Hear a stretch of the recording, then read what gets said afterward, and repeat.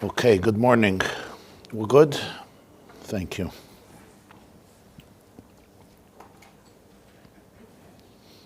If anybody wants coffee or tea in the corner, they have coffee or tea. I want to thank Junior for shutting off the heat. It was probably on the whole night to warm it up. And then, okay.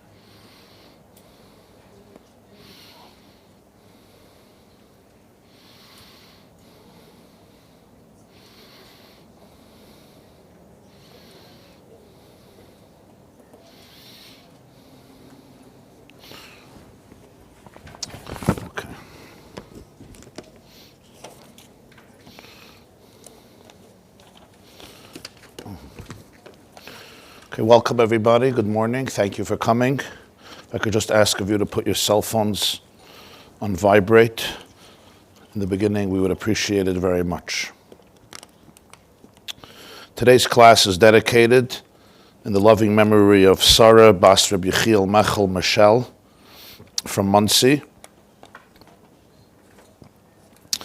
in tribute to her yahrzeit.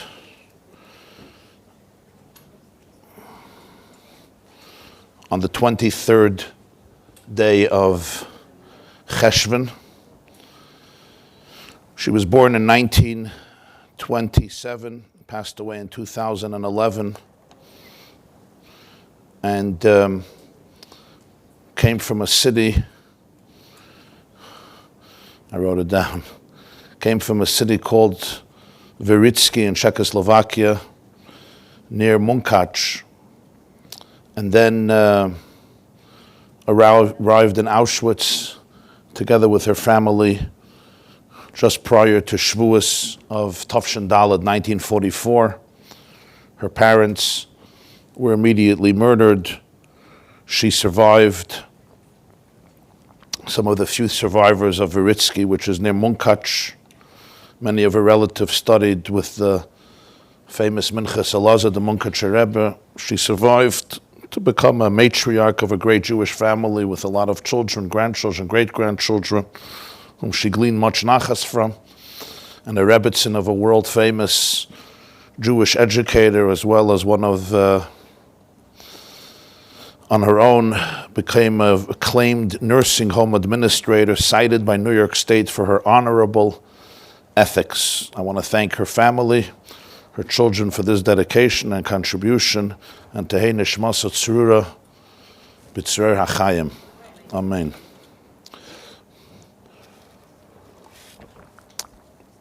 So, I want to explore with you today a story.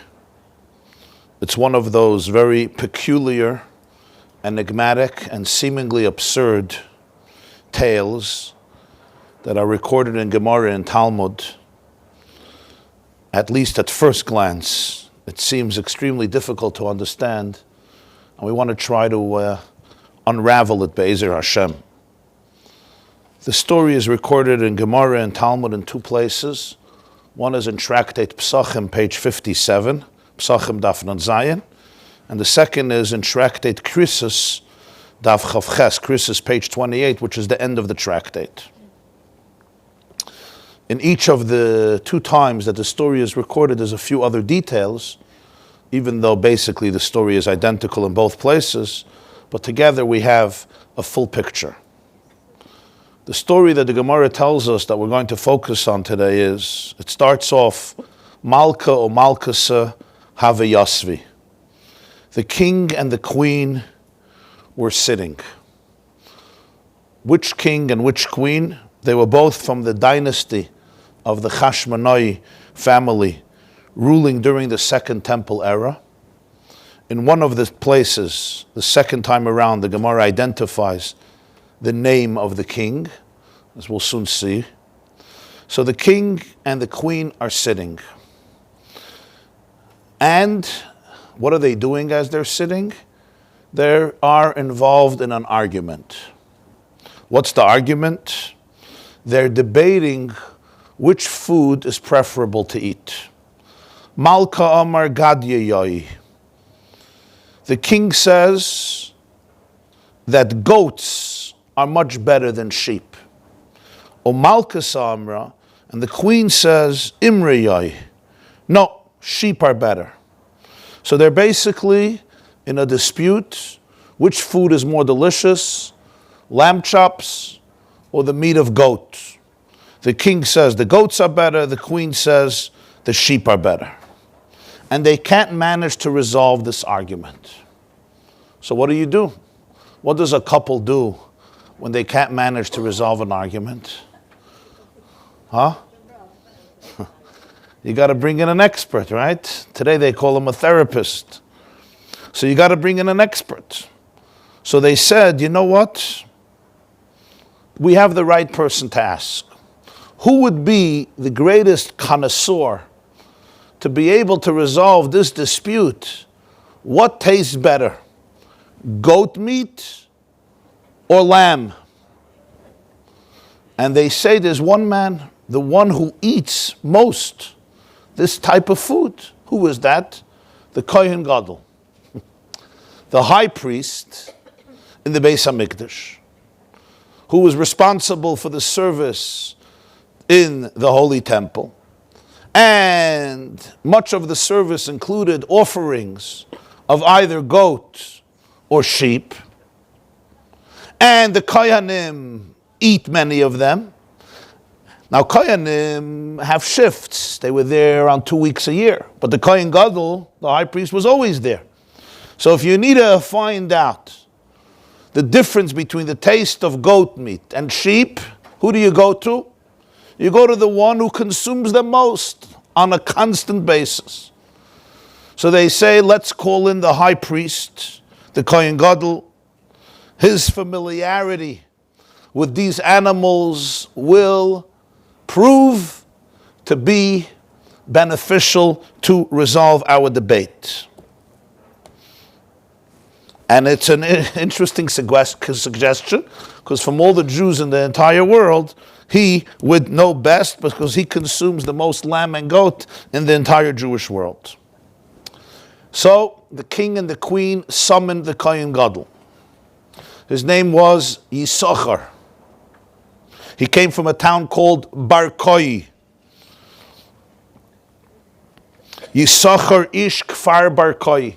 Yisachar from a town called Barkoi, who was a Kohen Gadol. He was a high priest in the Second Temple.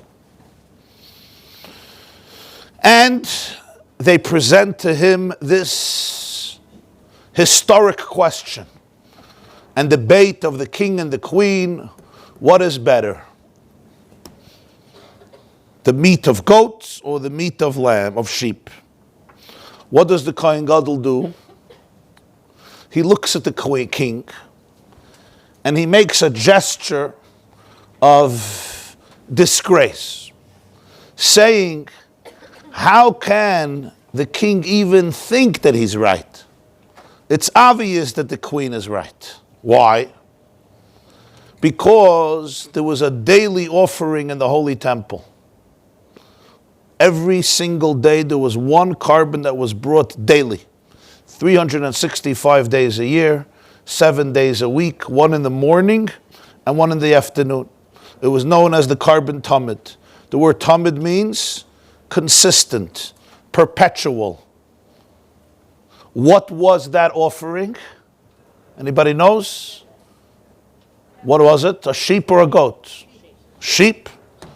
If goats were better, why would God want that his daily meal in the morning and the afternoon should be lamb chops?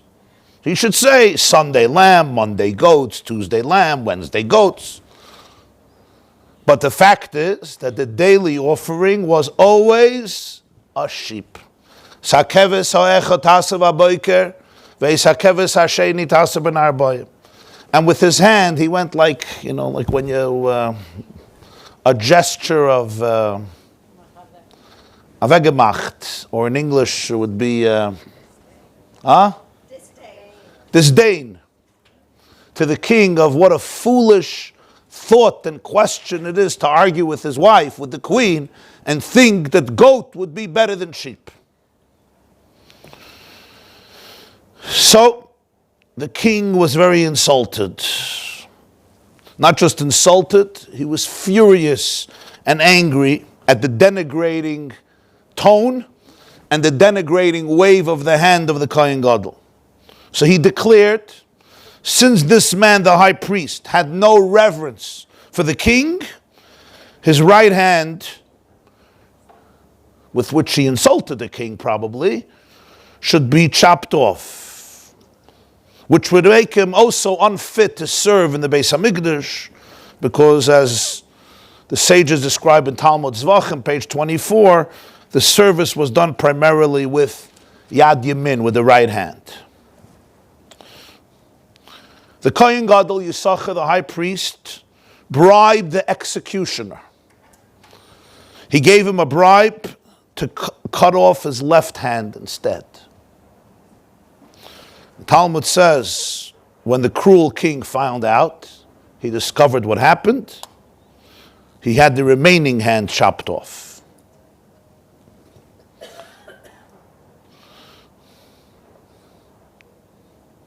It's a horrible story, I know. I don't mean to ruin your Tuesday morning. I'm just telling you a story that the Gemara records.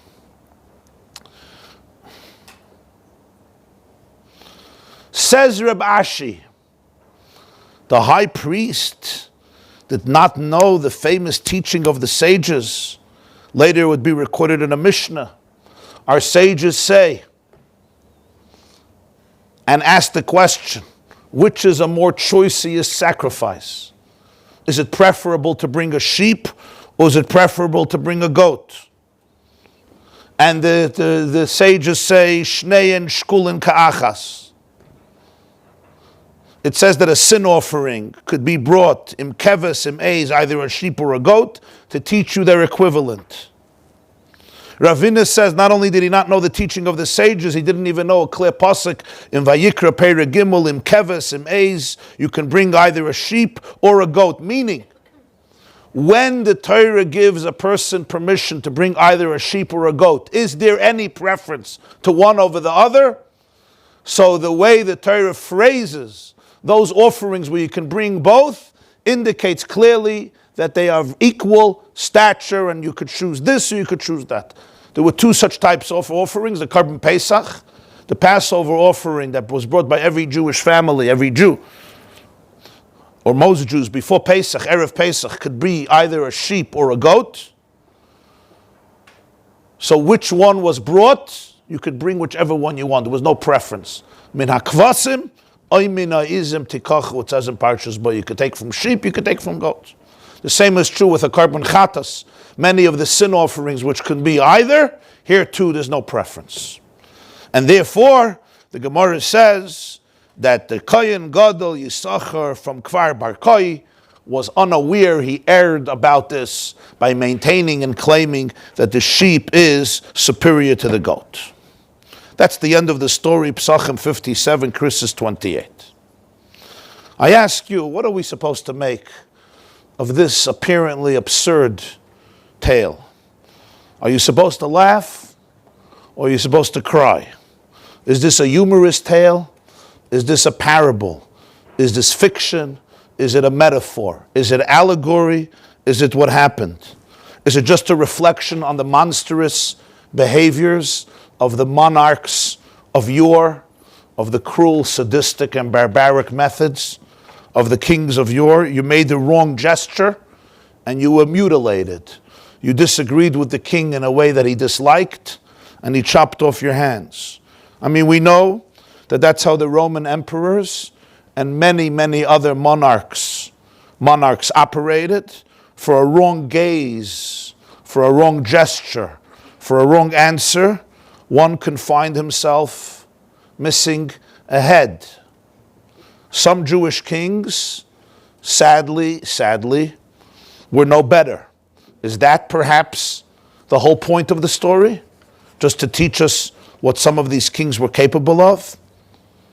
But how about the story itself with all the details? Do kings and queens have nothing better to argue about than if lamb chops are superior to goat meat? And even if they are arguing about that, for whatever reason, does it have to be recorded in great detail in the Gemara for eternity? Anyway, how can you ever argue about the taste of a meal? What do we say in Hebrew? Al tam v'reach and litvakeach. You can't argue objectively about taste, about smell. Everybody has different preferences. You like chocolate, I like vanilla. You love lamb, I like goat. This one loves dairy, this one appreciates deli. Since when do we call in an expert to give a verdict about such futile arguments? Completely subjective about people's tastes. So he likes goat, so you like goat, so eat goat. She likes lamb, so eat lamb. What were the two restaurants in Yerushalayim? And they were arguing which one to go to. I mean, imagine a husband and a wife are arguing one evening which restaurant to go out to, which is probably not so infrequent in New York. He wants Chinese, probably, healthy Chinese with sugar, and she wants vegan. So you call the New York Times food critic to your home to tell you which food tastes better. He wants deli, she wants dairy. So you're going to start calling food connoisseurs who are well known in the world of food to start resolving these arguments. Resolve the argument. First of all, what's the argument? Now you bring in the Kohen Gadol. Now, what are we to make of the Kohen Gadol's strange answer? I mean, literally every detail of the story raises more questions. What are we supposed to make of his answer? The king and the queen were ostensibly arguing about physical taste. How will that get resolved from understanding what is the daily sacrifice in the Beis HaMikdash? Did the high priest really believe that God asked for a daily offering of 2 sheep because he so appreciates to eat lamb chops? And you know what time? 6 o'clock in the morning. The Karban Tamid was brought by sunrise. There's people who eat meat in the morning. I don't know if anybody's sitting in this room, but 6 o'clock in the morning is a stretch. So did he really believe that God chose sheep every day, twice? Why? He pashut wants a meal. He wants a physical meal of lamb chops. And he enjoys the meat, and he asked for 2 lambs because God's taste buds are much more appreciative of lamb chops than they are of goat meat.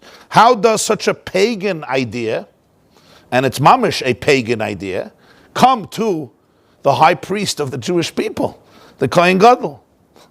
So they're arguing what's better. They bring in the Kohen Gadol, and he says, I'll prove it. Look what God eats every day. He doesn't go for goats. He goes for sheep. Now, even if you're going to tell me that this king and queen were not arguing about the taste, maybe they were arguing about sheep and goats themselves. Which one is greater? Which one is superior? Which one is of higher stature? That only makes the question stronger. What type of foolish argument is this? What's better, a goat or a sheep? Well, what's a better animal? What's better, a cow or a donkey? What's better, a chicken or a duck? A bull or a camel? A cheetah or a tiger? What do you mean, what's better? Who cares? What does it even mean? Each one has its own strengths, its own advantages, its own chemistry, and its own life patterns, its own genetic makeup.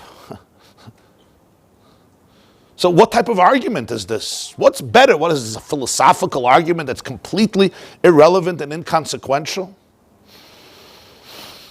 And if some couples really do argue about these things, what's better, sheep or goat, does the Talmud have to record it in detail?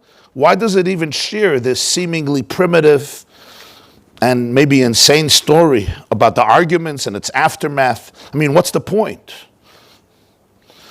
Not only that, after the story is over, the Gemara returns and says, and who was right?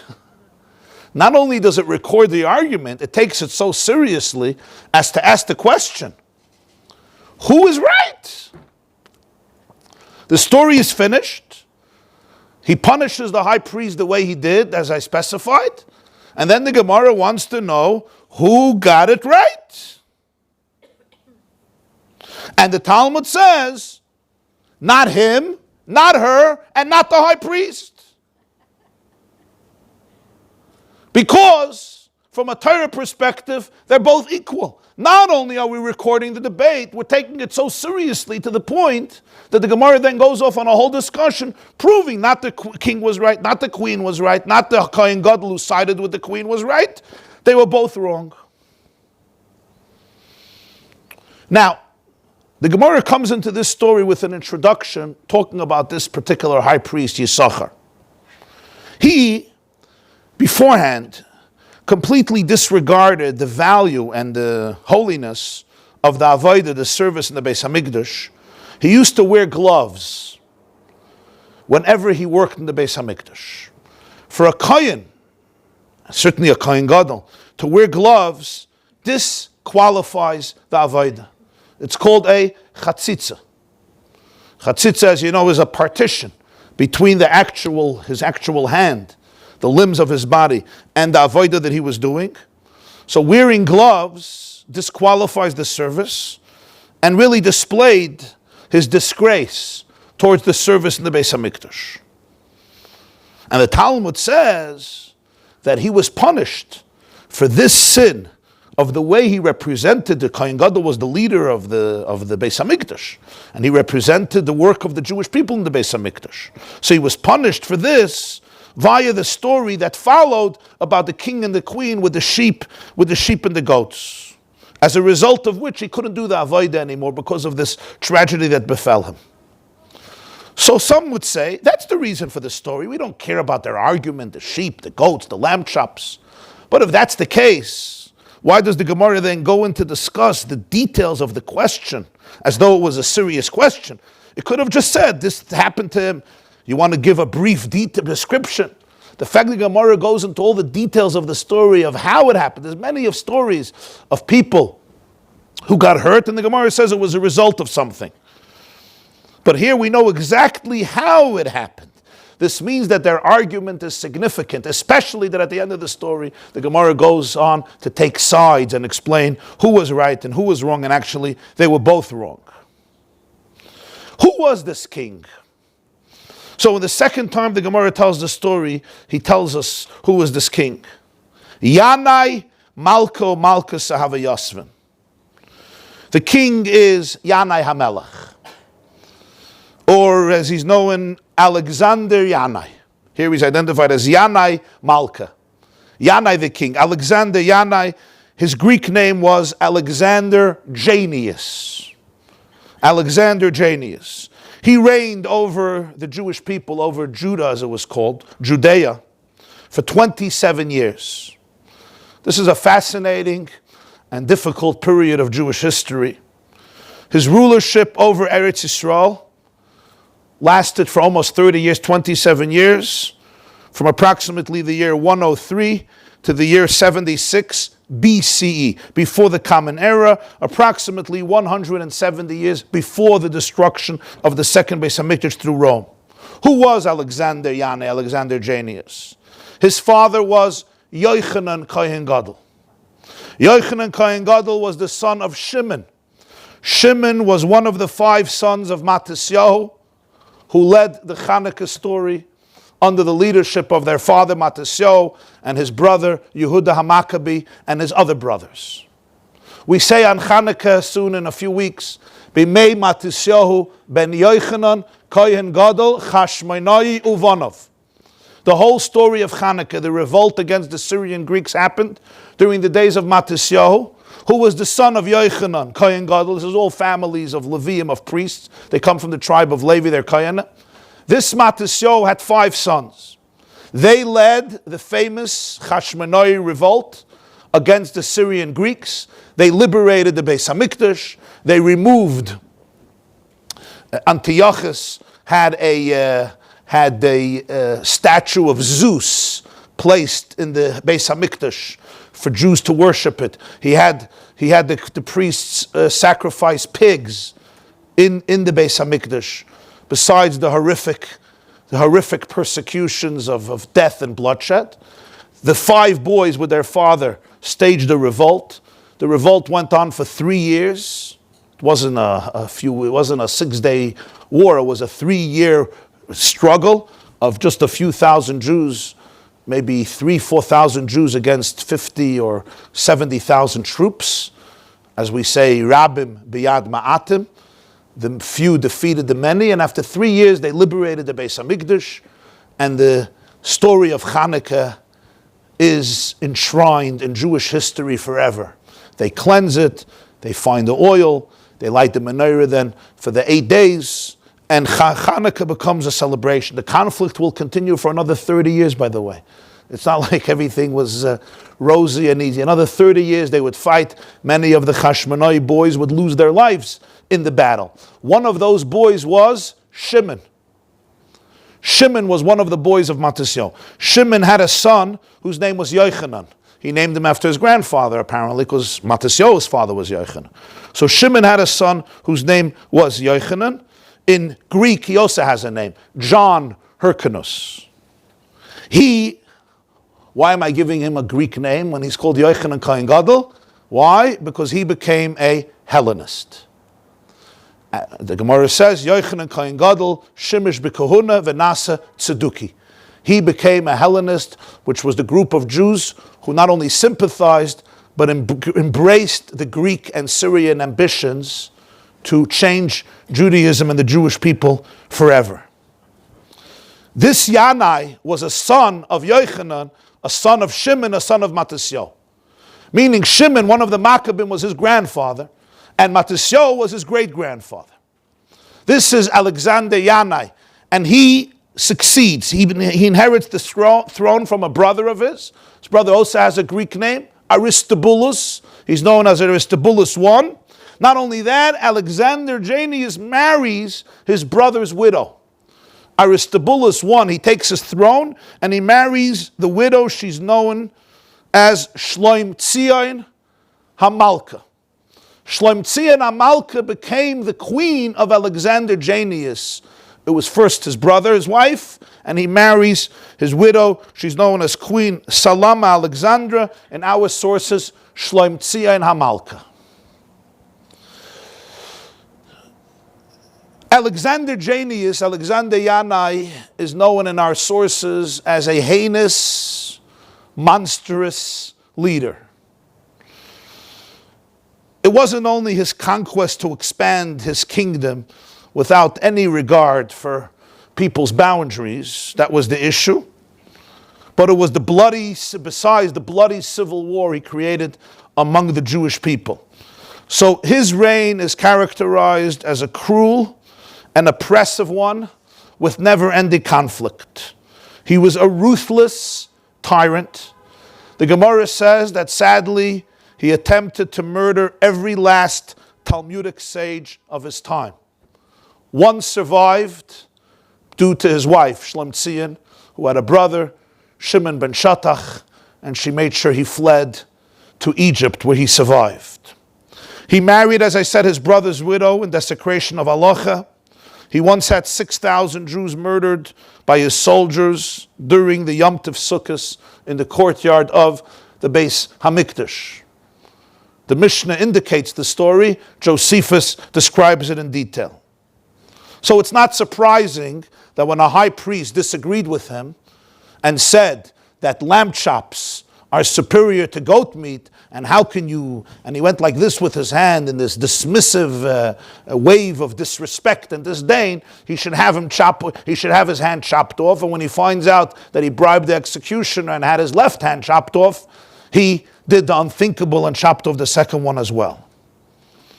When you know the historical context of this person and what he did, and Josephus Flavius, Yosef ben Matisyahu, was a Jew. He was also a Kohen, and he led the revolt against Rome. This is 170 years later. And then he became an accomplice of the Romans. He wanted to save his life, and they accepted him, and they turned him into a historian. He was a great writer, and that's why we have a lot of the stories of the history of the second Beis Hamikdash comes from Yosifun. His Jewish name was Yosef ben Matisyahu, and then it became the Roman name of Josephus Flavius. We have his books, the Antiquities of the Jews and Milchamas HaYehudim, the Wars of the Jews, and over there he records some of the grave, heinous acts of Alexander Jannaeus, and we have in the Chazal itself about what he did. It's interesting to note that the second Beis Hamikdash was a very difficult period for the Jewish people because the Hashmonai dynasty started off with such glory. They were great, righteous people. Matisyahu and his children, Yehuda HaMaccabee and the other brothers, Shimon, Eliezer, Yochanan, they were exceptional people. But the next generation, they became extremely corrupt. And there's the famous Ramban who explores how such a thing could happen to the Hashmonai family. And it was ultimately they who invited the Romans into Judea to make peace between the brothers. And once you bring in the bear into the house to make peace between the cats and the dogs, the bear says, I like this house. And once Rome got its foot into Eretz Yisrael, they never left. Pompey was brought in and the Romans never left. So this was a very difficult, they had a Beis Hamikdash, but it was a difficult period in Jewish history. Probably the 9 best years of Bayis Sheni were the years after Alexander Jannaeus died, the king died, and his wife, Shlomtzion HaMalka, became the monarch of the Jewish people. For 9 years, the Jewish people had a woman, a female, as their king or as their queen, but she was the soul, she was a leader, and those 9 years were probably the best in terms of respect, dignity, peace, harmony, her respect for halacha, respect for Judaism. The Jewish people always have and had a soft place in their heart for Shlomtzion HaMalka, who was the queen of a very, very tough and barbaric husband. But when she ultimately got the reins during those years, she gave the Jewish people a very peaceful journey. So now we know who this king and queen were, Malka and Malkasa, and they're arguing about the sheep and the goats, which only brings the question again to a fore. Why does the Talmud feel the need to immortalize a barbaric story about a barbaric king? This guy has done many things, and not only to individuals, on a collective basis, to thousands and thousands. But this story is recorded.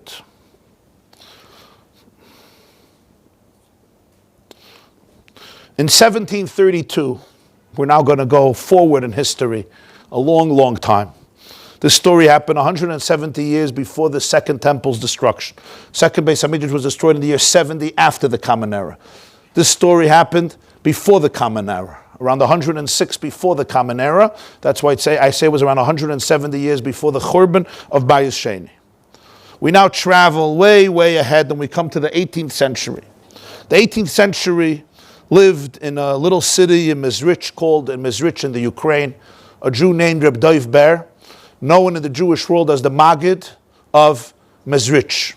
He passed away on Yutes Kislev Tovkuf Lamed Gimel, the 19th of Kislev, 1772, right? Tovkuf Lamed Gimel would be 1772, 13 years after his teacher, the Holy Baal Shem Tov, Rabbi Yisrael Baal Shem Tov, the Maggid of Mizrich, Reb Dov Ber, as many call him the Rebbe Ber, was the successor of the Baal Shem Tov. In one of his teachings, he suggested that the reason the Talmud records this whole story is because it also serves as a parable. It's not just some far-fetched, archaic dispute that a king and queen had in the palace one day about what they're going to have for Thanksgiving dinner, or where they're going to go out to eat, or what they're going to serve at their party that they're making that weekend. Rather, it also serves as a parable about a very profound theme that continues in life for thousands of years, a debate that is so significant, proof of it is that it still has not ended.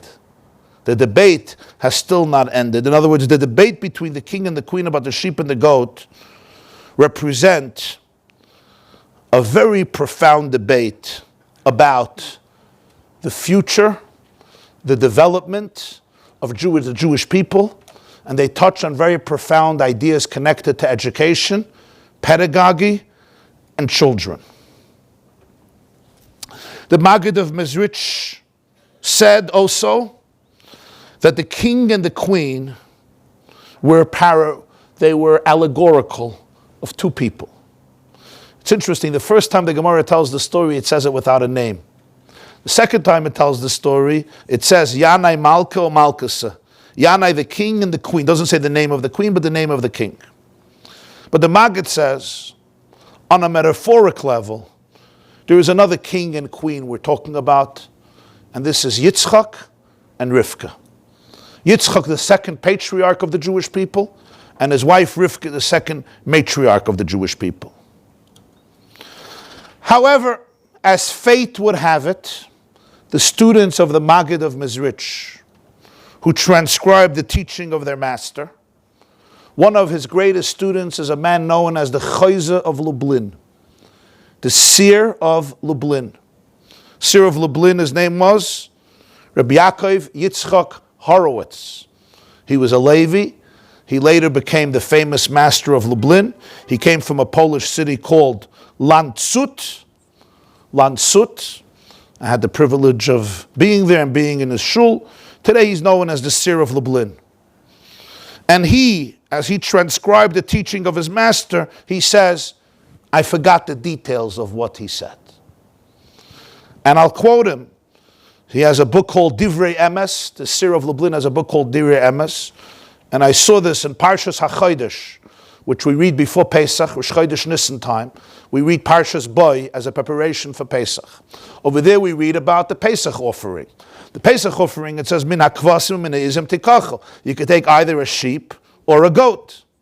So the seer of Lublin says, a sheep or a goat, I quote, he says, Pirush, tikchu zeh, mitzadikim gemurim, oy mi bali tshuva, k'moishe pirashnu al malka amar gadi yoy, malkas amar amrayoy.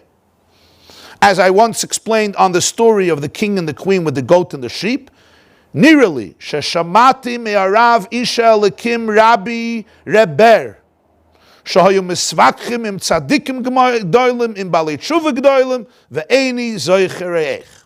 I once heard from my master, a man of God, the Rebbe Reber, the Maggid of Mezrich, who was the teacher of the seer of Lublin, that the debate between the king and the queen was, are tzadikim greater or are Balei Tshuva greater? But I don't remember how he connected it and how he explained it. And then in parentheses, he gives a possible interpretation. This is the seer of Lublin. Chayz of Lublin passed away on Tisha B'Av, Tovkuf, Ayin, Daled, which would be 1814. His Rebbe passed away 1732. He passed away 1814. There's no in Simchas Torah. He fell from his room onto the ground, and he fell ill, and he passed away that year on Tisha B'Av, at the end of the Napoleonic Wars from France against Russia. That's the seer of Lublin. Come with me one generation later. The seer of Lublin was a contemporary of the Baal HaTanya, who was also a student of the Maggid of Mezrich, the founder of Chabad, the Rabbi Shnei Zalman of Liadi, and he had a grandson known as the Tzemach Tzedek, Rabbi Menachem Mendel of Lubavitch, who has a sefer called Oir HaTorah. He was the grandson of the Baal HaTanya. He passed away the next century, 1866, Tov Reish Chavav, Yud Gimel Nisan. And the Tzemach Tzedek, one generation later, in his Sefer Oir HaTorah Parshas Vayishlach, says, and I quote, Isa b'Sefer Divrei Emes me'harav Reb Yitzchak Lancer Zechroinu Levracha b'Shem harav HaMagid Nishmas Yedin. It says in the book Divrei Emes that was authored by Rabbi Yitzchak Lancer. That's how they called the seer of Lublin. His name was Rabbi Yaakov Yitzchak Horowitz, and he came from Landshut, so they called him Rabbi Yitzchak Lancer, even though he's not known today with that name. But if you know Rabbi Yitzchak Lancer, it's the Chayz of Lublin. It says in his book that he heard from the Maggid, Shahayu misvakim im tzadikim g'doilim im bali tshuva g'doilim ve'eini zoicher eich ad kan l'shoyna. That there was a debate between the king and the queen about tzadikim and bali tshuva, but Rabbi Yitzchak Lancer says, I don't remember what the Maggid said, what the connection is, goat, sheep. And the Tzemach Tzedek says, Vinira.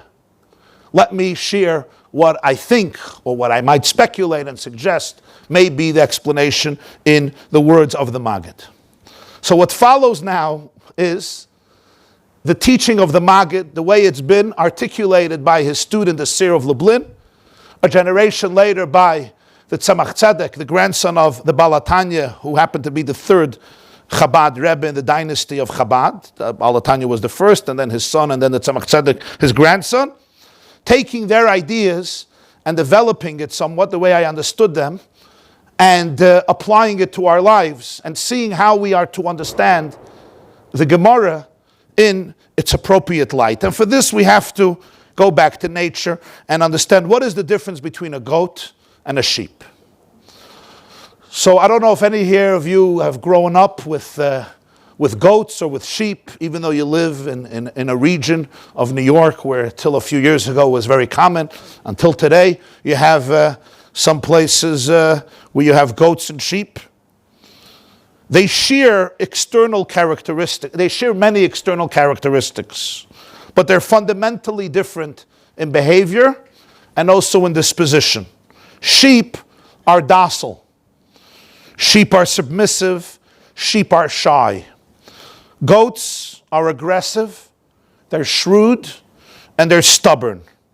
They're also naturally curious, and they're also independent.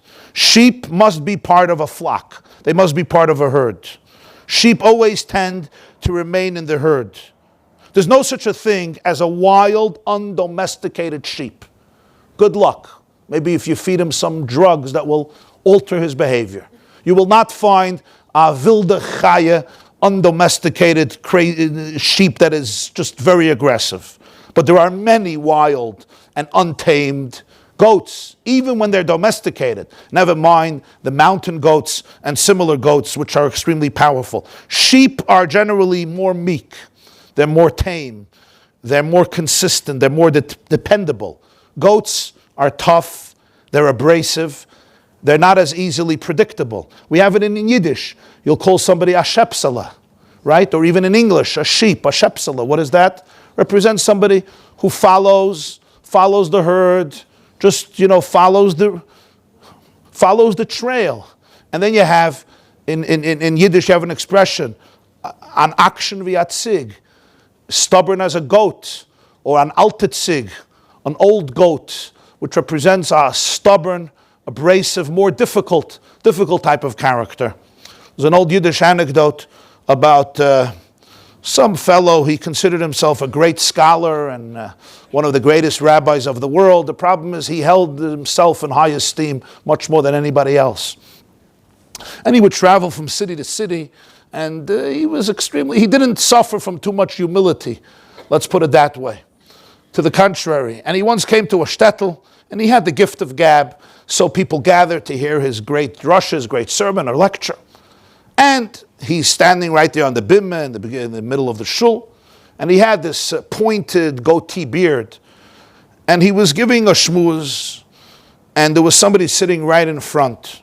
And as he looked, as this rabbi opened his mouth, the fellow sitting in front went like this, and then a minute later he goes like this, and then a minute later like this. And every few moments he fluctuates, yes and no, yes and no. The sermon went on for 2 hours. And this fellow in the front seat was yes and no and yes and no. And this scholar finishes the speech and everyone goes over, yeshikoyach, shikoyach. And then this man comes over to him and he says, wow, it was such an honor to have you in the audience. I saw how enthusiastic you were and how involved you were. I mean, and I see how brilliant you are, because every few moments you were like, yes, no, which means you really have a mastery of the subject. It's incredible. I would love to have you as my disciple, as my student. Maybe you want to travel with me. Elijah had Elisha, Leo had Elisha. A Rebbe needs a student. He says, actually, it's not what I was doing. He says, what do you mean? What was this about? I guess you agreed. He says, no. He said, for many years, he tells him in Yiddish, for many years in my home, in my house, for many years, I had an old goat. And unfortunately, the goat got lost, disappeared. I don't know what happened to it. And I've been searching for it everywhere. Suddenly, I see you. And then I hear you. You open your mouth and you start talking. And I say, oh, mamish, mein Zig.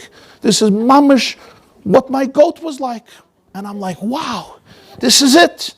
But then I heard you say something and I'm like, no, my goat would never speak such nonsense. But then a moment later, I'm like, yeah, you could qualify. So I'm like, yes. And a whole speech, I'm just going back and forth. My goat, not my goat. Yeah, no. Man looks at him and says, what was the maskana? What was the conclusion? He says in Yiddish, Atzig bist du, aber nicht meiner. A goat you are, but you don't belong to me. So, goats and sheep have very different dispositions, very different characters, and it's interesting. In Hebrew, as we spoke many times, Lashon Kodesh is the tongue, the holy tongue, the language which Hashem created the world. Words are never random. In Lashon Kodesh, words are connected to the essence. What's the name of the sheep? What's the name of a goat? Exactly. An Eiz. Eiz means what?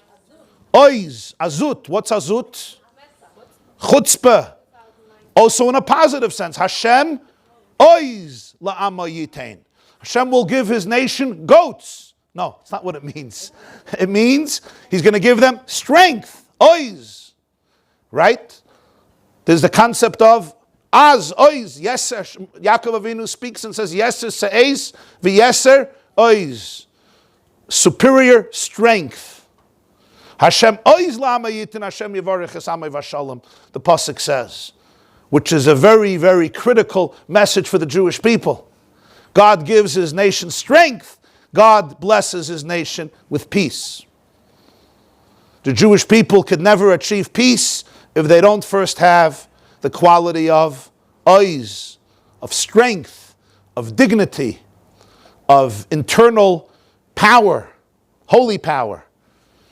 Peace does not come from stretching out your neck to be slaughtered and apologizing for your existence. Then you're just used and manipulated and pounced upon more and more. As Winston Churchill said, appeasement is feeding the crocodile in the hope that you will be eaten last. Hashem oiz lama yitin, Hashem yivarech es amay v'shalom. Why is a goat called an eiz? Because of its strength, its aggression, its audaciousness, its abrasiveness, its chutzpah, azus. Have a, what does it say? The Mishnah says in Pirkei Avos, Az panim legehenim, uvoishes panim leganeid. Sheep are called in Aramaic imra. In this debate, the queen says imra yai, sheep. The word imra comes from the word amar. Amar versus dibur, there's vayidaber and there's vayomer. Koi soymar lebeis Yaakov, v'saged livnei Yisrael. So what do Chazal say? Amira is always soft speech, sensitive speech. V'saged dvorim hakoshim kegidin, harsh speech. Gidin are sinews, which are a tough fiber. A goat is called an eiz, is another name for it, which is gdi. Gadya yoi, that's what the Gemara says. Gadya, it's the gidin, tough. Imra, sheep, is amar, which is always soft speech. They're softer animals. They're just much softer animals. This is also true about their meat, by the way. I don't know how many connoisseurs, do we have a Kohen Gadol here? How many connoisseurs there are on goats and sheep, but the fact is, goat meat, you ever cooked it? It's much tougher. It's much tougher than lamb or sheep. It has to cook much longer to soften up. So if you're planning to cook it, just give yourself enough time. It's pashut physically tougher. So these two animals, says the Maggid, represent two types of people. There are people, and you could raise your hand if I'm describing the person you're familiar with. There are people who are more reliable, steady, consistent. What they did yesterday, they'll do today, and then again tomorrow. They usually don't rush into anything, and therefore they don't have to run away from anything. They don't make rash decisions and then live in regret. It's just not their style. They're more traditional. They follow the tried and tested paths of life. They're wise, and when I say wise, they're wise in conventional and time-proven ways. They don't seek to rebel, to initiate, to fight systems. They follow the herd and its directives. There are other personalities. I saw nobody raise their hand with the first one. There are other personalities, and they are goats.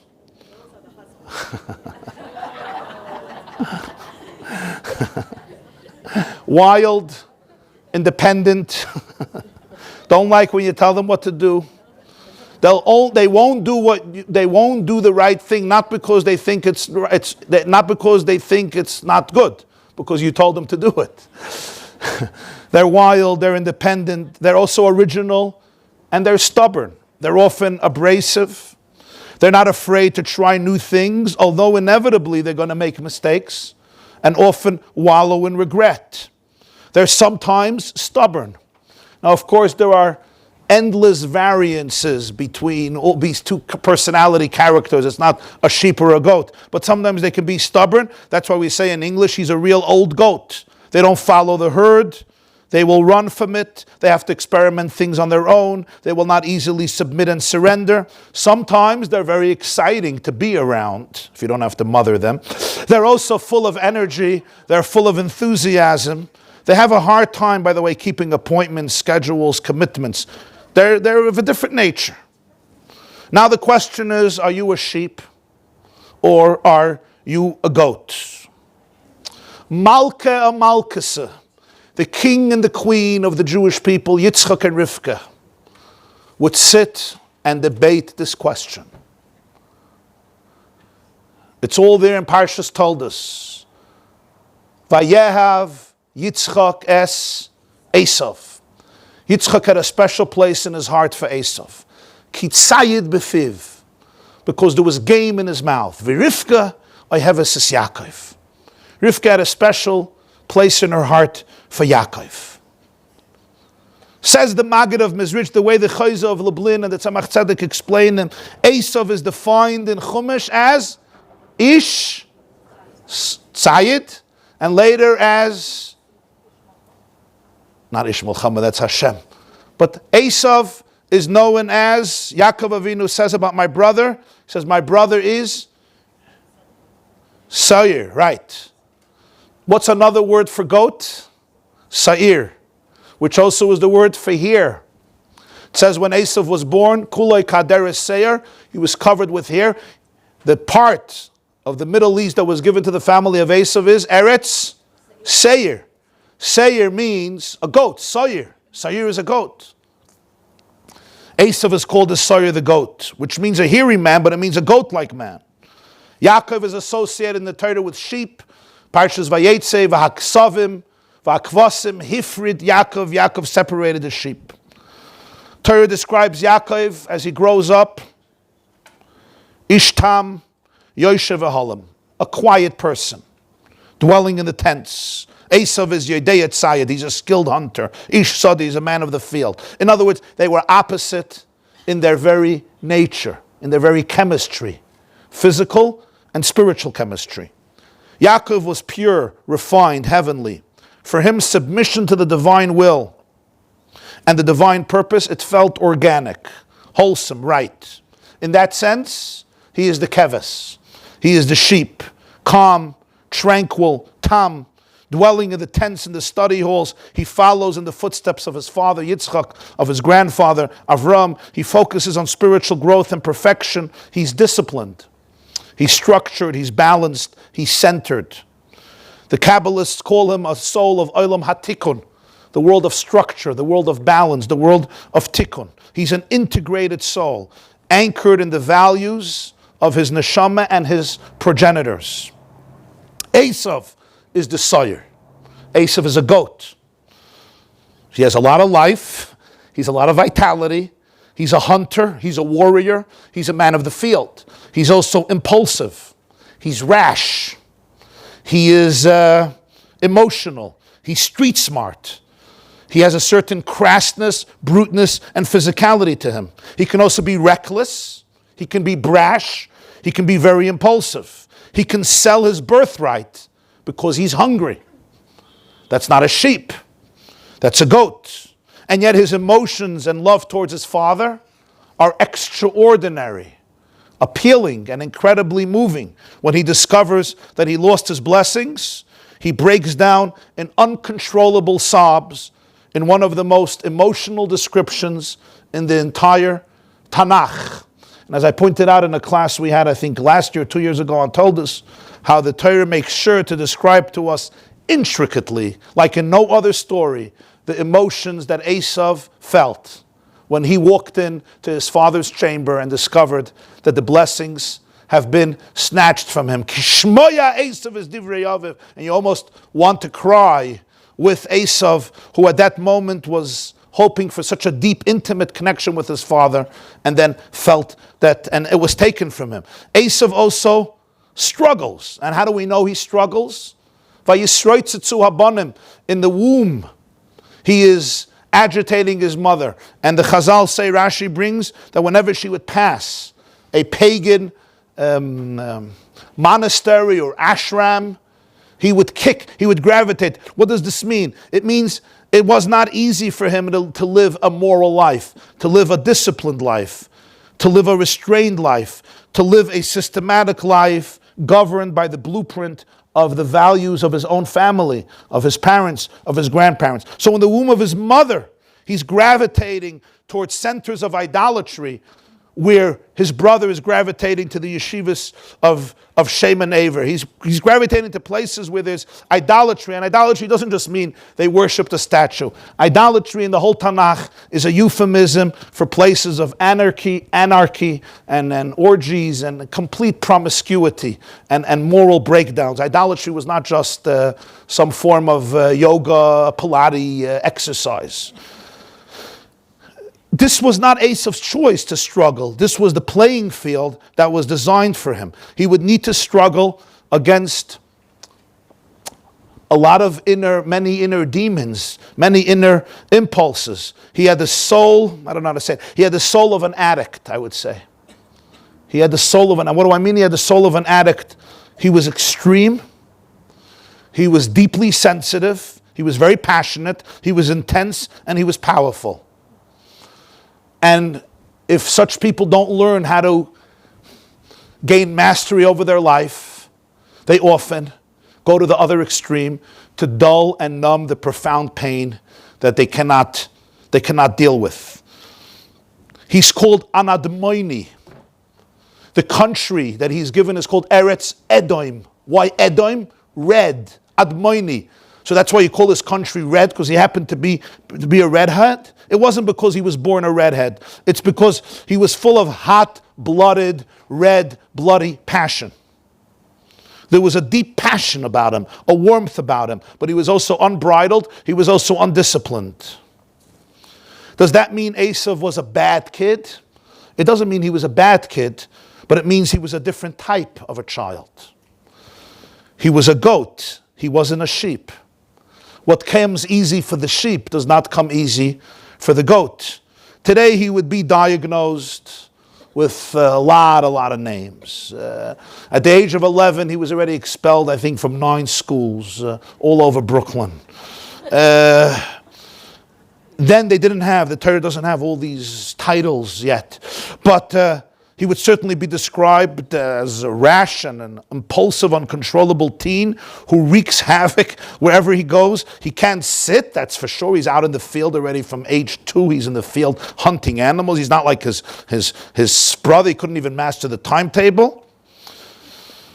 At the age of 14, he's already quiet. He's been around the block 9 or 10 times. The queen is sitting with the king, and they're debating what's better, sheep or the goat. And the Maggid takes us into such a powerful understanding of this story in the Gemara. It's not just a story about lamb chops and goat and arguing what we're going to have for dinner. It's really a very profound story about how to understand life, how to understand your children, how to understand yourself. Most importantly, how to understand those moments and those relationships that are not easy. Those children that we might have that cause us sleepless nights, but can also cause us to reinvent ourselves if we can go into a deeper place of ourselves, of our souls, our relationship with God, with truth, with Yiddishkeit, and of course, with our loved ones. The queen says, Imriyai. Imriyai means the sheep are superior. The king says, the goats are superior. What are they arguing? For Rivka, the taste of lamb trumps the taste of goats. For Yitzchak, it's the reverse. He loves Esav. Rivka loves Yaakov. This is not a simple debate. It's a profound debate. Rivka is the practical woman. Rivka comes from a family of idolatry, deception, promiscuity. Rivka has seen the other side. Rivka knows what filth exists in the world. Rivka knows the depravity. Rivka knows the narcissism. Rivka knows that what seems so creative and uninhibited on one side really can lead a person to hopelessness, despair, and a breakdown of his or her ultimate life. Rivka knows very well the world. She's seeing her brother, she's seeing her father, she is seeing her grandfather, and therefore she favors something about the disposition of the sheep, the straight shooter, the good boy, the disciplined tzaddik. What does the Sir of Lublin say from the Maggid? It was an argument in tzaddikim gedolim, or bali tshuva gedolim. What type of an argument is this? Are tzaddikim greater or are bali tshuva greater? And bali tshuva here is not the name for people who have grown up in one type of home and then returned. Bali tshuva is an archetype of a personality. The tzaddik doesn't mean what we call today the FFB versus the BT. The tzaddik and the bali tshuva, it's no matter where you grow up. It's about your whole modus operandi, your Weltanschauung, what type of neshama you have, what type of challenges you deal with. And this is an argument. Which is greater, the tzaddik or the bali tshuva? The person who somehow just follows the right path and embraces it enthusiastically? The sheep? Or maybe no, something else is greater. And it's not an easy debate to answer. Yes, there will be a side that will say, of course, sheep are greater. Take the goats and get rid of them. Get them out of my life. I don't want to deal with them. That's one perspective. Yitzchak had a very, very different perspective. Yitzchak said, no way. I love those goats. Don't throw away those goats. He had a special place in his heart for Esav. It's not that Yitzchak didn't appreciate Yaakov. That's not what the story means. Of course Yitzchak appreciated Yaakov. Yitzchak learned with Yaakov.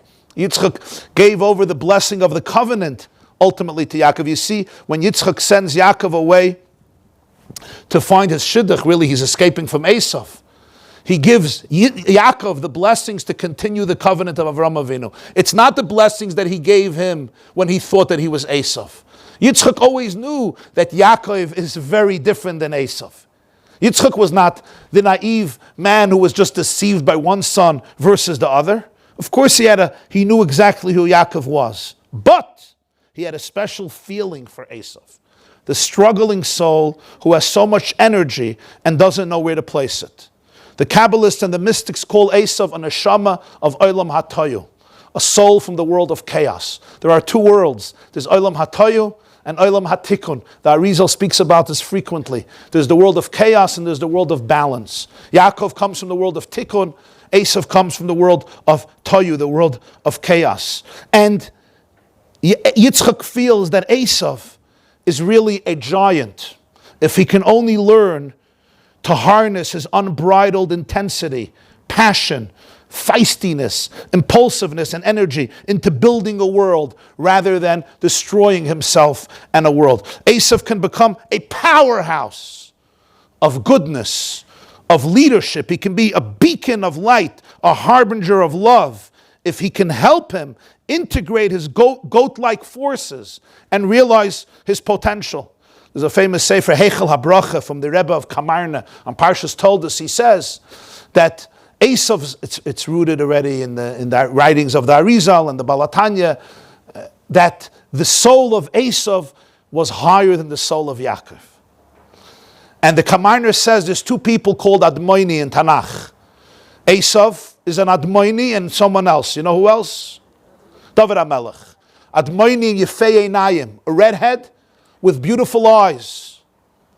So the Gemara says in Sanhedrin, fascinating, that Doeg, Ha'adoimi, who didn't like David, tells Shaul, David is an Admoini, he's a redhead, he's like Esav.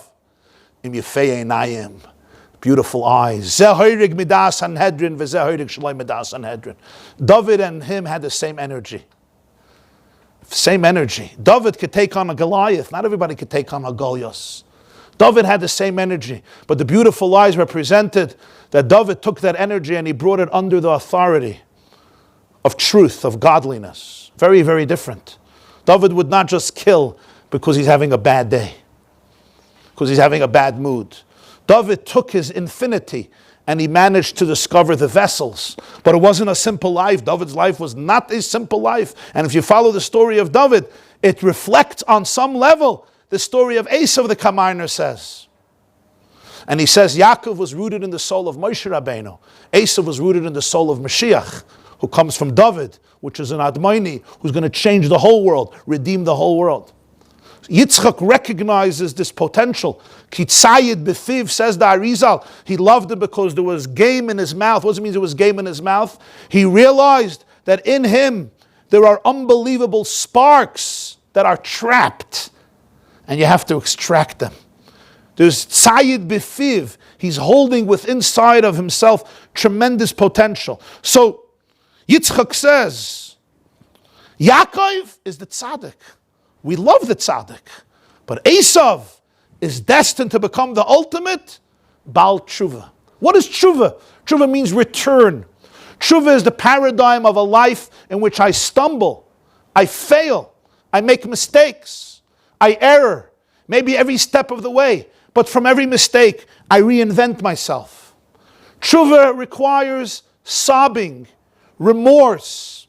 I sometimes have to break down and wallow in a river of tears with profound awareness of how much I didn't know and the mistakes I made, and then each one of them can perhaps become a springboard for me to reinvent myself. It's the profile of a person who has struggled and struggles with skeletons and demons, addictions, immoral cravings, and all types of traumas. Every person knows it in their own life. Remember, these characters are never black and white. You're Yaakov or Esav.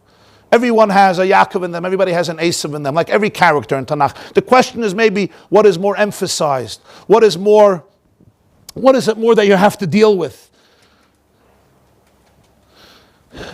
And yet, despite all these demons, the Baal Tshuva doesn't give in and doesn't surrender to superficiality, doesn't surrender to despair, doesn't surrender to the trauma, to the fear, to the existential angst and anxiety.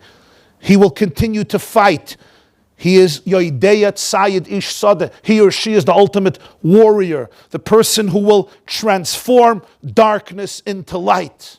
And that's not easy, because to transform darkness into light, I have to enter into the darkness. I can't transform something if I'm living in an ivory tower removed from it. But it's only the Baal Tshuva who takes darkness and transforms it into light, struggle into opportunity, chaos, he or she transforms into a deeper and infinite rainbow.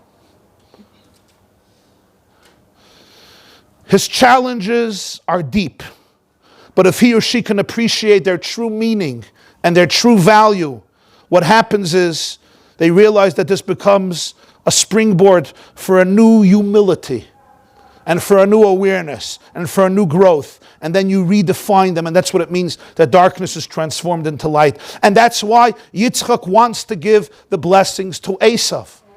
Why? Why would he do that? Couldn't Rivka sit down with him by dinner and say, Yitzchakul, you're a good guy, you're a holy guy, but trust me, I know these kids. Mama knows best. That's what you do. What do you do with your husbands? Say, Yankel, David, Shmedel, Matul, come downstairs for a moment, and he knows trouble. You call him and you say, listen, I know you have good intentions. And you always start off that way. And you start off with a compliment, and they say, but listen, trust me, this is not the way to go. In fact, that's what everybody does in Bereshis. The women don't only call the shots, they tell their husbands they're calling the shots. Sarah calls the shots with Yishmael, Chava calls the shots with the Eitz Hadas. Rachel and Leah call the shots with marriage, and Rivka calls the shots with the brachas. But Rivka will not sit down with him. So the Maggid is teaching us they did sit down. They didn't only sit once, they sat every night and they spoke about it. They used to speak about the goats and the sheep. This is the sophisticated and profound way of our sages conveying very deep philosophical and psychological truths in simple language. What is better? And Rivka and Yitzchak understand each other. Because, as we often say, what makes a good marriage versus a miserable marriage is not how much couples disagree. In all the research that has been done about marriage for the last few decades, they thought initially, great marriages, they don't disagree. And miserable marriages, they're always fighting. And they realized the same exact amount of arguments that that couples that have difficult marriages have, couples that have wonderful marriages have. It's not if they disagree or not. It's how they disagree with each other. It's what's the outcome of a disagreement. It's if I see you disagreeing with me as a sign of mistrust, of negativity, or I see your disagreement with me almost as charming, almost as, of course, you're a different personality. That's what makes this marriage exciting. I'm not married to myself. Huh? She disagrees? Yeah, she's different. Really? Oh, you wanted to marry yourself? So don't get married. And even the Supreme Court of the United States of America has not yet decreed that you could marry yourself. Even though it seems, as one person told me, it's logical because many people have split personalities. And why can they get a tax discount if they marry themselves? But everybody understands the definition of marriage, the relationship with somebody else. Of course, Yitzchak and Rivka spoke about it. But Rivka understood Yitzchak's perspective. And she would not take away from Yitzchak his perspective on Esav. Because it's sacred. It's holy. It's divine. Just as Yitzchak listened to Rivka's perspective. So Yitzchak wants to give the deepest blessings to Esav because he believes in this boy. Not because he's chas v'shalom naive. He believes in this boy. If the goat will be sublimated, if the goat will be enlightened, if the goat will be elevated, it will become a source, not of finite light, but of infinite light. And that's the key, infinite light. Infinite light only comes from the transformation of the negative energy, from that which destroyed all the structures. Why did God make these two worlds, the world of Toyu and the world of Tikkun? Why are there Yaakovs and Esavs? Why are there sheep and goats? Why do some mothers and fathers have sleepless nights? Why? There is the superficial perspective, but we want to understand the truth of it. And the truth of it is because light that fits into a vessel is always finite. Light that is infinite breaks vessels. It breaks structure. But if that light could find its structure, it has to find infinite structures. Encountering infinity is always difficult because it defies our comfort zones. I have no comfortable place to put it into. And whenever I see in my life something I can't fit in, I go crazy. because we like to wrap our brains around things. And that's the beauty of the world of Tikkun. But in the ultimate reality, in the ultimate purpose, it's the synthesis of what the Baal HaTanya likes to call Oiris de Toihu Bekelim de Tikkun. The lights of chaos in the containers of Tikkun. The lights of Esav in the containers of Yaakov. The lights of infinity in the containers of Yaakov. And for this, Esav has to transform himself, but also Yaakov has to transform himself. And to say this subtly, sometimes for Yaakov to transform himself is harder than for Esav to transform himself, because Esav knows that he has to transform himself. His life is a disaster. Yaakov looks in the mirror and says, I'm doing great. I'm just following the right thing. I don't have to transform myself. You got to transform yourself. You got to transform yourself. And when you wake up and smell the coffee, come meet me in my ivory tower. And what happens is, this character who attaches himself to Yaakov suffers from a whole new type of problem, which is spiritual smugness. Spiritual smugness is a very dangerous thing, because it uses God as a crutch for not allowing myself to transcend my comfort zones and to transcend my fears. So Yitzchak wants to give the blessings to Esav. Now look at the fascinating meticulousness of the Hebrew language. What's the word for the sheep, you remember? Keves. What does kevesh also mean in Hebrew? A ramp. A ramp. Right? There was a ramp going up to the altar. Allah va'kevesh, we say in the morning. Allah va'kevesh. What's the unit? You're not supposed to go up on steps to the Mizbech. You have to go up on a ramp. What's the definition of a ramp? Definition of a ramp is, you see Yaakov, the tzaddik, ascends in consistent, gradual steps, like when you're climbing a ramp. Growth is incremental. Growth is structured. Growth is slow. You're climbing a kevesh, a ramp. Goats, they don't believe in ramps. You ever watched goats? They believe in climbing walls. They take gigantic leaps. They jump over fences. You ever saw mountain goats? They jump off cliffs, and they jump on top of cliffs. Esav, the potential Baal Tshuva, can take quantum leaps. He's not going to go on a ramp. But when he goes up, it's going to be a radical change. In Zohar, its expression is that the Baal Tshuva serves Hashem b'chela yater, with an infinite vigor, with an infinite strength. His unbridled passion can inspire quantum change in the world. Nuclear energy is dangerous. But if you could figure it out as a source of light, it becomes a very, very powerful source of illumination. Now see this. Which animal was brought on Yom Kippur to atone for the sins of the entire nation? A goat. They chose 2 goats, not 2 sheep. Why suddenly? Every day it was a sheep. Yom Kippur, it was a goat. In fact, in English, the expression scapegoat, what's the scapegoat? You know where the expression comes from? Scapegoat. It comes from the second goat that was brought on Yom Kippur, which, so to speak, carried the sins of the Jewish people. And they took it to a mountain called Azazel. What does that name sound like? Az, and then Azazel. How many times Oz do you have in that mountain? Twice. Azazel means a strong goat. Within goats itself, it's Oz, Sheba Oz. It's the strength of a goat. The goat embodies the passion. What's this idea? A goat is going to carry my sins? Really? That's how you get rid of sins? Take your sins, put it on a goat? Wonderful. And now go back to sin? What's the idea of this? The idea of this is very powerful. Number one, I take my sins and I place it on a goat. How does that happen? What does that mean?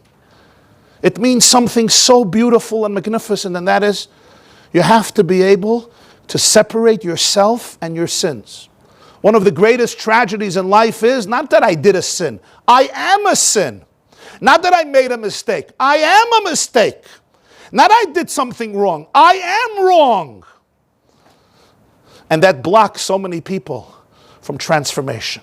Because I look in the mirror and all I can tell myself is, I'm doomed, I'm a loser. Yom Kippur, you take your sins and you literally place it on the goat. It's like almost, I'm not the sin. I may have done it. I have to apologize. I have to say I'm sorry. I have to look at it. I'm accountable. But it's not me. There's an I that is wholesome, that is pure. And where do I put it on? I put it onto a goat. What's the goat? What did he do? It's a very powerful idea. We come to the next step. The sin is always carrying a passion that I'm looking for. Every sin contains a secret. There is an ois, there is a passion there, there's a strength there. There's a void I'm trying to fill. The goat embodies the passion and the strength which can result in sin. But when I can understand that, it can also result in transformation. And allow me to become Azazel in the powerful, good sense. Allow me, what do? What happens with the Azazel? They bring it to the mountain. The Kohen Gadol throws it down. They're not the Kohen Gadol, the Shliach, the emissary, throws it down. And the Mishnah says it didn't reach to half of the mountain. It's completely fragmented into little pieces. What does this mean psychologically, spiritually? How does this help for atonement? And here we reach a very profound idea. Do I have the ability to be able to say goodbye to everything I know about myself? That's what happens on that mountain. On that mountain, the goat is split into little pieces. Nothing is recognizable anymore. That's the power of tshuva, the ability to completely say goodbye and reinvent myself anew without holding up the fears that will not let me ultimately be emancipated.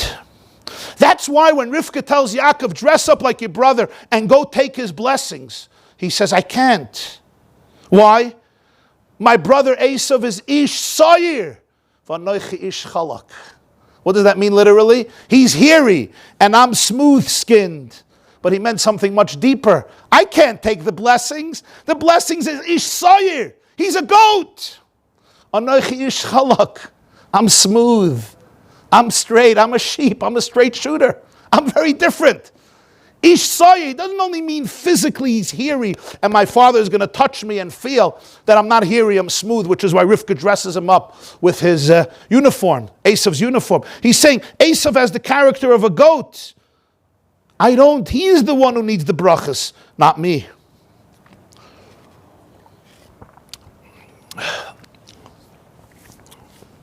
Ultimately, Rivka feels that at this point Esav can't get the blessings. It would be like giving an addict money and saying, here, this is for rehabilitation. You know what he's going to do with that money? He's not going to go into rehabilitation. Ultimately, the blessings have to be given to Yaakov, and one day he'll be able to deliver them and integrate them with Esav. But now let's see the end of the story. They call in the Kohen Gadol. Rivka and Yitzchak are debating. Mami and Tati are having a very interesting conversation about supper. How to deal with the kinderlach, right? What are we doing with Esav? What are we doing with Yaakov? Which parents, which functional, healthy parents don't have these conversations? We call them goats and lambs. It's really a very deep conversation about sons and daughters and grandchildren and about ourselves. It's not just about our children, it's about ourselves. They call him the Kohen Gadol. Why do they call him the Kohen Gadol? He's the great spiritual Jewish authority. Let him determine to the answer of the question, who's greater, Yaakov or Esav, the goat or the sheep, the tzaddik or the Baalei Tshuva? Which soul does Judaism cherish more? Who does God love more? Which one is better for Judaism and for the world? And the Kohen Gadol laughs at the question. He's like, you idiots? This what you're calling me for? It's a non-starter. Of course God favors the lamb to the goat. Look at the carbon we bring every day. What does he want every day? He doesn't ask for goats, he asks for sheep. 365 days a year Hashem wants sheep. He does not want goats. He'll be fine, a goat. Yom Kippur, you'll bring me a goat. A Pesach, you can bring a goat if you want. Also a sheep. In other words, the daily offering of Judaism comes from sheep, not from goats. The goats are the second tier. We love, we respect, we admire, we want the sheep. We want the obedient children who follow the straight path, who don't deviate, who embrace the Messiah. We love the tzaddikim, the righteous among us. They follow the divine blueprint for life. Yes, if we could, we're going to try to help the goats, but let's remember they are second-class citizens, and we always wish they could have been sheep. That's what the Kohen Gadol says, and he proves it from God. He proves it from the Torah. He proves it from the daily offering of Judaism. And here we come to the remainder of the story, which now can be understood also on a metaphoric level. Such a person cannot be a Kohen Gadol. Such a person cannot represent the Jewish people. He can't be the ultimate Jewish leader because he missed an important part of the boat. Losing the right arm represents something very profound. The Zohar says, Chesed roya yemina, Gvura roya smala. The right arm represents love, the left arm represents strength, discipline, restraint, penalties. Gvura means strength. Chesed is kindness, love. The king says, Yitzchak, such a person just lost his right arm. He lost his quality of chesed. He lost his quality of love. The high priest who cannot appreciate and respect the soul of Esav and understand that Esav did not choose to be a goat. In the womb of his mother, he was struggling. Not every child chooses to struggle. People don't wake up in the morning and say, how can I make my parents miserable? How can I make sure to become the headache, the migraine of this family for the next 20 years? Very few people choose that, if anybody. I don't even know if anybody. Different neshamas are dealing with different realities, encounter different people, different situations, have different challenges on every level. And if all you can say is, you're a second-class citizen, and I wish you could have been somebody else, even though we can understand it from a human perspective, I'm in pain. And I'm in pain, and I can acknowledge that and say, I'm in a lot of pain. It's not easy for me. It's hard for me. That's justifiable. But when the Kohen Gadol laughs and dismisses it and says it's obvious that this is not the real thing, he says, you have just lost your quality of chesed, your right arm. If you cannot respect the journey of a goat, you are lacking in love for your people. You cannot represent the people of Israel. You may be a good man. You may have tremendous qualities, but you can't be a manig Yisrael. You can't be an authentic parent, an authentic teacher, an authentic leader, an authentic mentor. You are one-dimensional, and that's awesome, and celebrate it and do your thing. But as somebody representing the Jewish people, if in your heart you don't have deep empathy and appreciation of a different journey, you have lost your right arm. But as it turns out, what happens? He actually loses which one? His left arm. Wow, what does that mean? What that means is, sadly, he forfeits even his left arm. What does this mean spiritually? What does it mean psychologically? It means he even loses gvura. Why? That's what he is. He loves gvura. He loves strength and discipline. Because in Judaism, even gvura, discipline, and strictness, which is very important. Discipline is not a curse. Discipline is a blessing. Children and students need discipline. They cherish discipline. They require structure. People who mock discipline and call it love are reckless. They wreak havoc on children's lives and on students' lives. Discipline is not a bad word in 2019. It's a holy word. It's a wonderful word, but with one condition. It's filled with deep love. It's born from deep love. It's filled with empathy. It's being sensitive to the challenges and unique circumstances of the person you're trying to discipline. Discipline that's divorced from love, empathy, understanding can translate, God forbid, into cruelty. It becomes about, I'm a disciplinarian. Things are my way. It becomes about my stubborn insecurities and egos, rather than helping the person I'm trying to discipline and giving him or her the life they deserve and the life I want to help them build, help them polish their diamond. A high priest who looks down at a goat-like soul, who has no space in his heart for the journey of an Esav, lacks both chesed and gvura, both arms. Neither his love or his discipline can be trusted. I can't trust love if it runs from discipline because it's selfish. And I can't trust discipline if it divorces itself from love because it's equally selfish. Both of his spiritual arms are missing. Chesed roya yemina, gvura roya smola. Remember this Kohen Gadol. I told you his story. Before this story, he used to wear gloves in the Beis HaMikdash. What does that mean?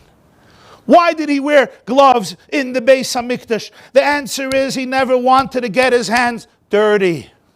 He never wanted to get his hands dirty with the blood and the fat of Jewish sacrifices. Jews brought sacrifices. That's how they poured out their soul to God. Meal offerings, animal offerings, for so many different reasons. A mother had a baby and she brought an offering. Somebody did a mistaken sin, he did an offering. A Nazir brought an offering. A Mitzvah brought an offering. A Zav, a Zava. Whatever the situation was. Nefesh Kisakriv. Poor people brought offerings. Their soul was in it. But I'm not going to get my hands dirty. I wear gloves. It's a persona. It's an attitude in life. It's the person who doesn't want to get dirty with real people, real situations, and real challenges. I will sit in my ivory tower with my books, and I'll send forth commandments. And if I need to touch something I don't like, I'll make sure to wear gloves so that nobody can affect me. Nobody can get too close to me. Nobody can touch me. I think I told you once a story. I know the person with whom it happened to. It left such an impact on me. Talk about gloves. The Lubavitcher Rebbe used to get around 600 letters a day. He didn't allow his secretaries to open them because most of them were private letters. He used to open every envelope himself. You ever tried opening 30 envelopes a day? 100 envelopes a day? And sometimes he would get 700, 800 letters a day. The mailman would come with 4 huge sacks, 3 or 4, but sacks of mail. Remember, this is before the days of email, this is before the days of faxing. And he sent back answers to everyone, a letter or a note. And his secretaries would not open the envelopes. So there's a Jew, his name is Reb Zalman Chanan, and it perturbed him. So he went and he bought a electric opener. You ever use those electric openers? People are not so into mail. But an electric opener, you put it on a machine, it opens it up. So you're opening envelopes, 800 envelopes, 600 envelopes, 500 envelopes. Your finger push can get hurt. The Lubavitcher Rebbe returned it immediately. He thanked him, he returned it. He said, why? He said, it makes too much noise. The machine makes noise, he doesn't like it. Fine. So he went and he called Sony and he asked them if they have a silent model. A son, they don't have. They used to have it, but they don't. Anyone in stock? No. But suddenly, for the right amount of money, there was one left in stock, and he got it, and he was excited, and he gave it into the Lubavitcher Rebbe to be able to use. It was a silent envelope opener. You put it in an envelope. The Rebbe returns it back to him. This time, he was perturbed. It doesn't make noise. So I guess the Rebbe felt he owed him an answer, because initially he didn't share it, but the second time he shared it. And he told his secretary to tell this Jew, Reb Zalman Chanan, he said, a lot of Jews write, and everybody seals their envelopes in different ways. Some people seal their envelopes with glue, and some people seal their envelopes with saliva. Some people seal their envelopes with staples or with scotch tape, or any other way they seal their envelope. And there's some Jews who seal their envelopes with their tears. So he says, "Wie kann ich öffnen mit der Maschine, was ein Jid hat vermacht mit seinen Tränen?" How can I open with a machine that which a Jew sealed with his tears? The electric machine won't pick up the tears. It's a machine. I open it with my fingers. I can absorb that. I can absorb it. The beginning of relating to a person is not when you read the letter, not when you answer the letter. It's when you're opening the envelope. Reading the letter is stage 2. It's when you're opening the envelope. But some of us, we want to wear gloves. I don't want to get too close. I don't want to get dirty. I don't want to be affected. And we can understand why. It's not easy. It's not easy to absorb so much. I have enough of my own problems. I got my own issues. I have my own chaos. But if you want to be a Kohen Gadol is a person who represents the Jewish people, who represents all of their souls. There can't be chatzitza. You can't make a separation. You can't build a wall between your soul and your body and the people. That's not a Kohen Gadol. So this is spiritually the beginning of the story that ultimately results in the loss of the chesed, in the loss of the gvura.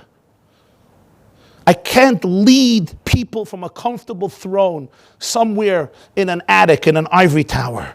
I have to be able to touch the texture of people's pain. I have to be able to touch the soil of struggle. This is what we call empathy. And a real mentor and teacher cannot wear gloves. So now the Gemara wants to know who was right. This is not a small question. This is the key question. Who was right? They debated and debated and debated. They're debating it in your house for 25 years. The Kohen Gadol had an opinion. So who's right? Great question. This is an important question. Was Rivka right? Was Yitzchak right? And this is what the Gemara teaches us, that the question is phrased wrong. There's no right and there's no wrong. The Torah sees the goat and the lamb as equals. One doesn't have preference over the other. One is not superior over the other. And when the Torah allows us to bring both as an offering, it doesn't give priority to one over the other. The Kohen Gadol was wrong. And let's understand what that means. The daily offering was brought from sheep, not from goat. 365 days we bring sheep, not goat, because Yaakov captures the stability of Klal Yisrael. Yaakov captures the consistency of Klal Yisrael, which is dedicated to a life of wholesomeness, of Ratzon Hash, fulfilling the will of Hashem, of Torah, of Halacha, of Mitzvahs, of Mesorah. A healthy human being who lives a healthy life in a healthy home is a person who lives with structure, with discipline, who knows things that I embrace and things that I don't embrace. In order to build a healthy home, a healthy community, one has to construct solid foundations, consistent foundations. Foundations that are anchored in powerful values. We even know with children in a home, a healthy home is a home that has a schedule. There's a time to eat, and there's a time to bathe, and there's a time for fun, and there's a time for recreation, and a time for sleep. There's structure. Those structures are not bad and evil. They're the foundations of creating people who are creative. All creativity must grow only if it's planted in the soil of consistency. Creative artists who destroy consistency ultimately destroy their art. Esav has to discover the Kalim of Tikkun, the Kalim of Yaakov Avinu. The Korban Tamid, how do I serve Hashem every single day? I serve Hashem every single day with a sheep. We need to build our homes and our lives on strong, firm, unchanging values and morals. If not, things disintegrate into chaos. Which is why Rivka says the brachas have to go to Yaakov. Esav is not capable of handling them. You're giving him tremendous light. He has tremendous potential, but right now, unfortunately, he's going to squander it all. Yaakov has to set the standards, and one day he'll be able to give the brachas to Esav. Now Yitzchak wants to bypass the process of transforming Esav slowly and methodically up a ramp. He wants to overwhelm him with light in a full swoop. We understand that, but Rivka says it's not going to work. We need the kevish, we need a ramp.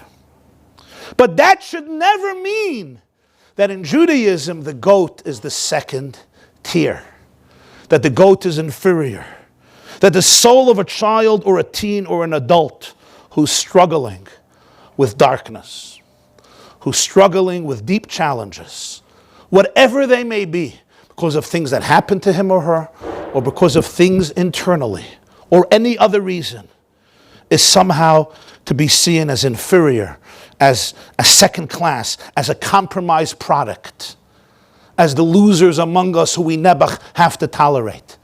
I may have that instinct, That's Yisachar's instinct. I may have that instinct because the pain is very deep, and you could respect that instinct.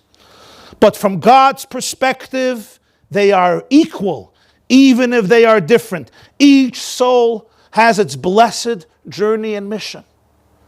Never ever must I allow myself to lose that perspective, not to challenge myself and say, this soul is a chelik Eloikami mal mamish. It's a piece of Hashem. Look at Yitzchak. Yitzchak understood this. Why did he love Esav? Because that's what a father does. A father loves and stays connected to a child without any conditions, even if there are disagreements. We love lambs for what they give the world. But we also cherish goats for what they give the world, and even more for what they will give the world. Each one of them brings his or her unique light to the world. And if our hearts are not open to embrace that, to cherish it, to admire it, and to empower both the goats and the sheep, then ultimately we are failing not only them, we are failing also ourselves. Which is why the Gemara finishes the story that Shnehem Shkulin, that ultimately from Hashem's perspective, there's nobody to say, this one is great, this one is great, the tzaddik is superior, the Baal Tshuva is superior. Every soul has its journey. And in our process of self-refinement and preparing the world to Geula, we open ourselves up to the soul of Yaakov, to the soul of Esav, understanding that in the ultimate scheme of things, Yitzchak and Rivka will be synthesized, the lights of chaos in the structures of Tikkun. Have a wonderful week.